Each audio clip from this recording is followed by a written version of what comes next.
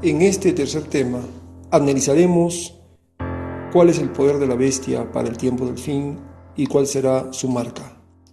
Según el libro de Apocalipsis capítulo 13, versículo 1 hasta el 2, nos describe a este poder de la bestia así.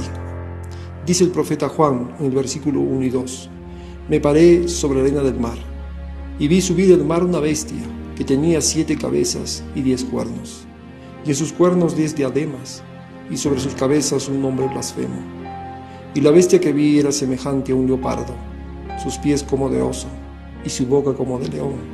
Y el dragón le dio su poder y su trono y grande autoridad. Como notamos, esta bestia sube del mar. De igual manera, las 4 bestias que Daniel tuvo en visión subían del mar. ¿Qué representa el mar? Según la profecía apocalíptica, en Apocalipsis capítulo 17, versículo 15, el mar, el agua, representa un territorio poblado por naciones y pueblos. Dice así: Me dijo también, las aguas que has visto donde la ramera se sienta son pueblos, muchedumbres, naciones y lenguas. Entonces podemos notar que este poder de la bestia surgiría de un territorio poblado por naciones, pueblos, donde habría diferentes idiomas. Ahora, la profecía de Daniel capítulo 7, versículo 23 dice: La cuarta bestia será un cuarto reino en la tierra. Por lo tanto, esta bestia representa también a un reino. Según Apocalipsis capítulo 13, versículo 1, esta bestia tenía 7 cabezas y 10 cuernos. Según Apocalipsis capítulo 17, el versículo 9, nos dice que las 7 cabezas de esta bestia representan a 7 montes. Esto para la mente que tenga sabiduría. Las 7 cabezas son 7 montes sobre los cuales se sienta la mujer. Y el versículo 12 del mismo capítulo dice: Y los 10 cuernos que has visto son 10 reyes. Teniendo estas características, podemos entender que las 7 cabezas de esta bestia simbolizan a 7 montes. Según la historia, el único imperio que contaba con 7 montes en su capital en el tiempo en que Juan recibió esta profecía era la ciudad antigua de Roma, muy conocida como la ciudad de las 7 colinas. Además, dice que esta bestia tenía 10 cuernos. Los 10 cuernos, según el Apocalipsis, son 10 reyes, lo que quiere decir que serían 10 reinos que se iban a levantar de este imperio. Según la historia universal, como vimos anteriormente, el imperio romano, cuando acabó su poder, quedó dividido en los 10 reinos bárbaros. Ahora, esta bestia dice tendría una herida de muerte. Apocalipsis 13, versículo 3 dice así: Y vi una de sus cabezas como herida de muerte, pero su herida mortal fue sanada, y se maravilló toda la tierra en pos de la bestia. Esta profecía tendría que cumplirse. El poder de Roma iba a disminuir, pero según la profecía, este poder se iba a recuperar. Dice el versículo 4: Y adoraron al dragón que había dado autoridad a la bestia, y adoraron a la bestia diciendo: ¿Quién como la bestia? ¿Y quién podrá luchar contra ella?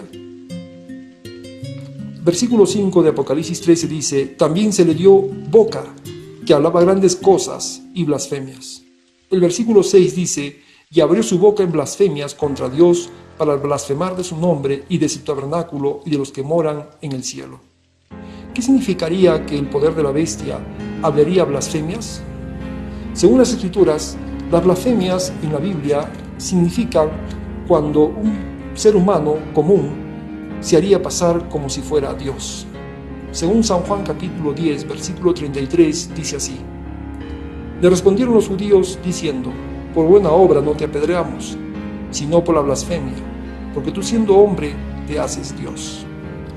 Y el apóstol San Pablo, hablando antes de la segunda venida de Cristo, él advirtió de que aparecería un poder que se haría pasar como si fuera Dios en la tierra. Según segunda de Tesalonicenses capítulo 2, versículo 3 y 4, así lo anuncia: Nadie os engañe en ninguna manera, porque no vendrá sin que antes venga la apostasía y se manifieste el hombre de pecado, el hijo de perdición, el cual se opone y se levanta contra todo lo que se llama Dios o es objeto de culto, tanto que se sienta en el templo de Dios como Dios, haciéndose pasar por Dios. Este poder iba a existir antes de la venida de Cristo.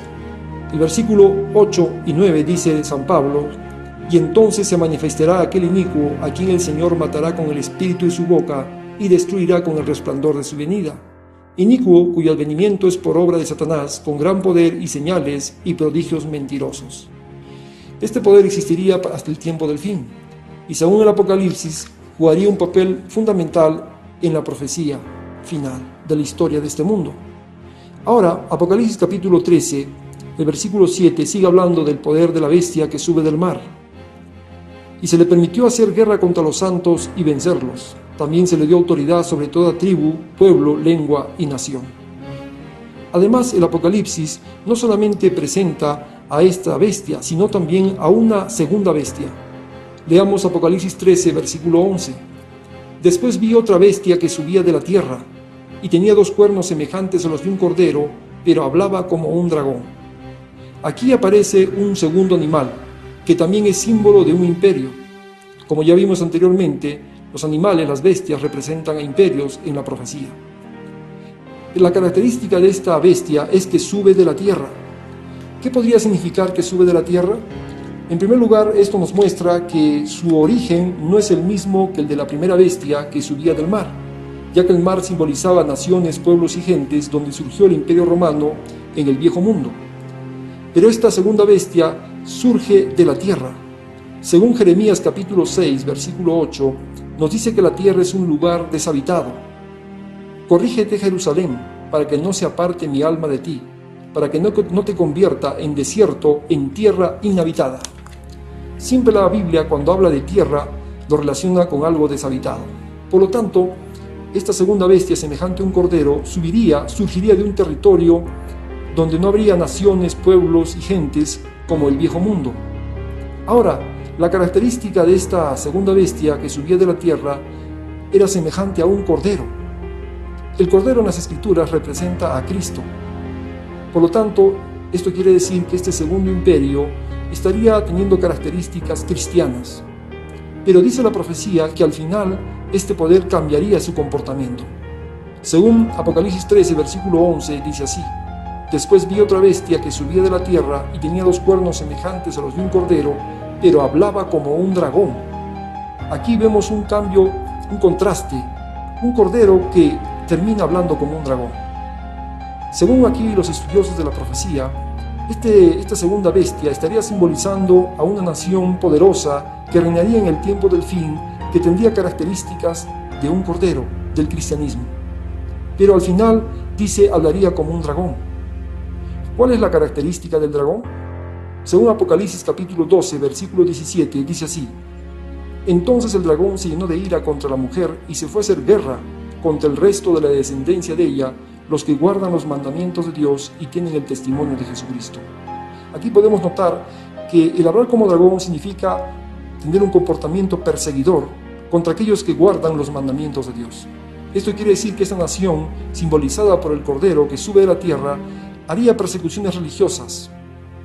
Ahora, Apocalipsis 13, versículo 12, sigue diciendo: y ejerce toda la autoridad de la primera bestia en presencia de ella, y hace que la tierra y los moradores de ella adoren a la primera bestia cuya herida mortal fue sanada.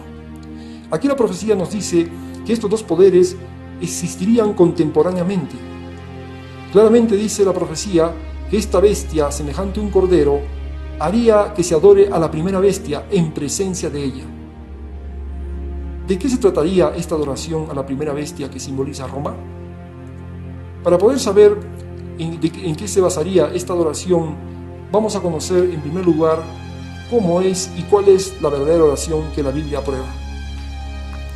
Según el Apocalipsis, solamente a Dios se debe adorar porque Él es el único creador.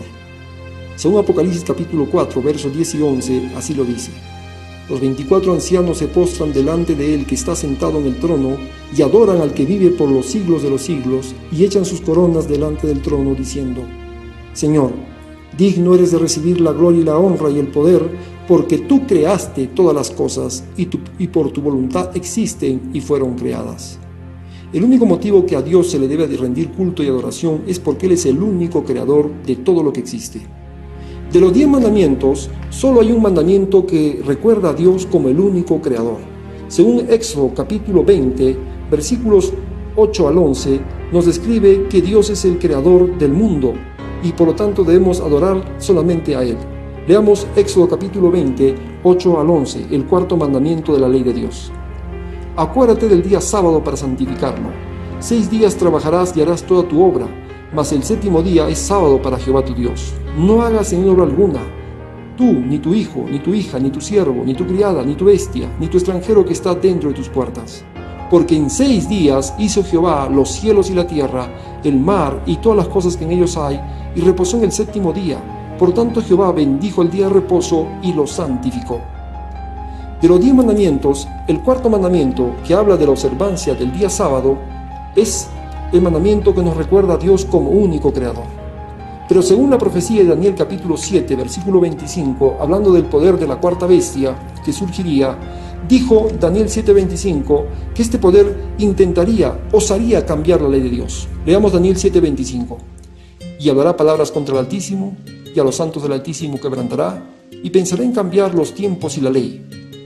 Esto, como vimos anteriormente, se cumplió cuando se modificó el día de guardar el santo sábado, que especifica el cuarto mandamiento de la ley de Dios, por la observancia del día domingo, un día totalmente pagano, rendido al culto del sol. Recordemos que en inglés domingo se dice Sunday, lo que significa Sun Sol Day, día del sol. Recordemos que en la antigüedad el antiguo imperio romano adoraba al sol en este día, y la costumbre y la tradición impusieron la observancia de este día de reposo, basado en el paganismo romano. Ahora, podemos notar entonces que a Dios se le adora porque Él es el único creador. Y el día que ha establecido Él para que lo adoren es el 7º día, el sábado. Según el libro de Isaías, leemos lo siguiente. Capítulo 66, versículos 22 y 23. Porque como los cielos nuevos y la tierra nueva que yo hago permanecerán delante de mí, dice Jehová, así permanecerá vuestra descendencia y vuestro nombre. Y de mes en mes, y de día de sábado en sábado, vendrán todos a adorar delante de mí, dijo Jehová. Como notamos, el profeta Isaías dice que el sábado es el día de adoración que Dios estableció. También el profeta Ezequiel nos dice que es la señal entre él y su pueblo. Ezequiel capítulo 20, versículos 12 y 20 dice así: Y les di también mis días de sábado, para que fuesen por señal entre mí y ellos, para que supiesen que yo soy Jehová, que los santifico. Versículo 20. Y santificad mis días de sábado, y sean por señal entre mí y vosotros, para que sepáis que yo soy Jehová, vuestro Dios. Como notamos, en las Escrituras, el sábado es la señal entre Dios y su pueblo, porque hace recordar que Él es su creador y sustentador. Pero la profecía de Apocalipsis capítulo 13 anuncia una falsa adoración al poder de la bestia. Dice Apocalipsis 13, versículo 12, y ejerce toda la autoridad de la primera bestia en presencia de ella, y hace que la tierra y los moradores de ella adoren a la primera bestia cuya herida mortal fue sanada.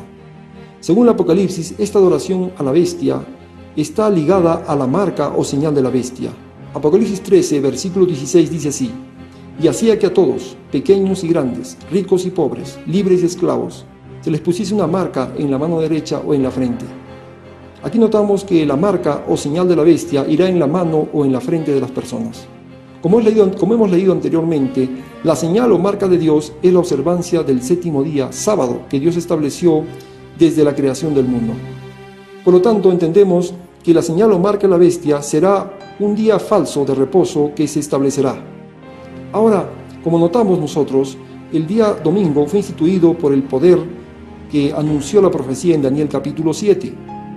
Ahora, ¿cómo irá la marca en la mano? ¿Qué significa la mano? Eclesiastés capítulo 9, el versículo 10 dice así: Todo lo que te viniera a la mano para hacer, hazlo según tus fuerzas, porque en el Seol a donde vas no hay obra, ni trabajo, ni ciencia, ni sabiduría. Como notamos, la mano está relacionada con el trabajo diario del hombre. La frente representa también la mente, la conciencia del ser humano. Por lo tanto, cuando dice la profecía que la marca de la bestia irá en la mano, significa la parte laboral. se va a imponer a las personas que observen un falso día de reposo establecido por este poder. Un falso día de reposo que no lleva la autorización divina. Y a su vez también mentalmente se va a concientizar a las personas a que crean que ese día de reposo espurio es el verdadero y que se debe observar. Además, la profecía anuncia que se harán leyes que prohibirán a las personas que no quieran someterse a la observancia de ese falso día de reposo y no podrán comprar ni vender. Apocalipsis 13, versículo 17 dice: y que ninguno pudiese comprar ni vender, sino el que tuviese la marca o el nombre de la bestia o el número de su nombre. Toda transacción comercial será prohibida para todos aquellos que no quieran someterse a la observancia de este falso día de reposo. Inclusive dice la profecía en el versículo 15: y se le permitió infundir aliento a la imagen de la bestia, para que la imagen hablase e hiciese matar a todo aquel que no la adorase. Como notamos, esto será un sistema que controlará al mundo. Según las Escrituras, tantos personas como pequeñas y grandes, ricos y pobres, tendrán que recibir esta marca de la bestia. Apocalipsis 13:16 dice: y hacía que a todos, pequeños y grandes, ricos y pobres, libres y esclavos, se les pusiese una marca en la mano derecha o en la frente.